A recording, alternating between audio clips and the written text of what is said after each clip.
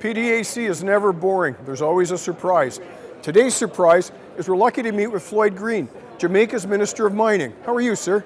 Very good. Happy to be here. Happy to be among like-minded people looking at our minerals future. Well, I have not been to Jamaica, which I kind of find embarrassing. I'm going to have to fix that in the near future.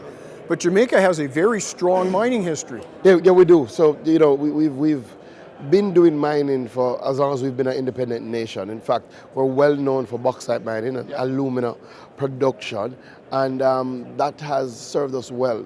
And clearly it means that we also have a very detailed legislative framework around mining, and we've also gone through some of the teething pains to treat with communities and engagement. So we have a rich history of mining. Clearly now we're looking to transition our mining sector. Having been big miners of bauxite and alumina, we see a lot of potential now. You got to have more minerals than just bauxite. Absolutely. So, you know, we've been looking at copper, we've been looking at gold. In fact, we've had old mines from the 1800s that used to look at copper, that used to look at gold. Those fell through. But now as we look to diversify, thankfully we do have some strong Jamaican companies like Geophysics that has been doing a lot of work in data collection.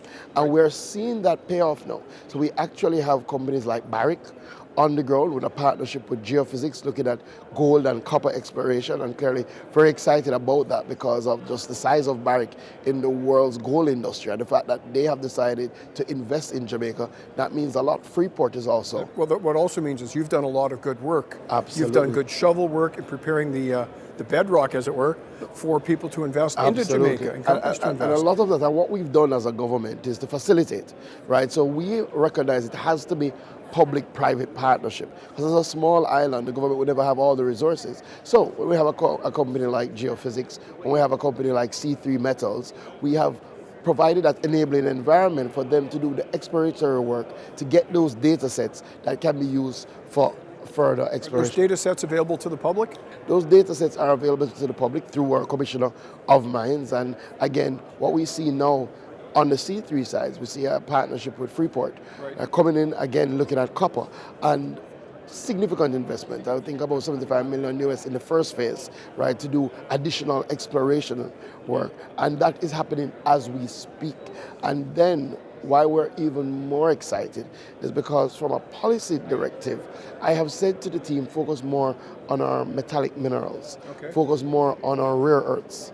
And we do believe that when you look at North America as a whole and include the Caribbean, Jamaica probably has the largest deposit of critical minerals in this side of the world. Really? Yeah, absolutely. And that comes from our red mud, right? So again, being a big bauxite producer, taking out that bauxite does leave those rare... In the tailings, there are good elements left in the tailings.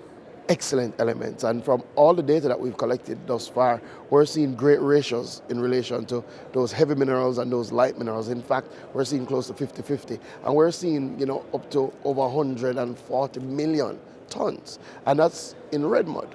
We also have places that have been identified in situ that we've seen rare earth elements potential. And I assume that these places are available for another partnership with the government. Available for another partnership with the government and open for business. And again, we're very happy that we've developed some capacity. We're very happy that our private sector, and in fact, one of our private sector companies, as they normally do, will be making a major announcement coming out of PDAC in relation to moving forward on those critical minerals. And clearly, as Minister, I'm here to support that. So we're very excited. Very excited about that. Anything we can do to help, you let us know. Yep. I think this is going a far way. I think people often think Jamaica, they think bauxite, they think alumina, but they don't necessarily think copper, gold, and critical minerals. And bobsledding. And bobsledding and Bob Marley, right? And you're saying. But we're saying now, think critical minerals. Think Jamaica when you're thinking about critical minerals and when you're thinking about your investment in critical minerals, and the government is willing to facilitate that. Fantastic. Absolutely. Mr. Green, thank you for coming in. Pleasure, pleasure, pleasure.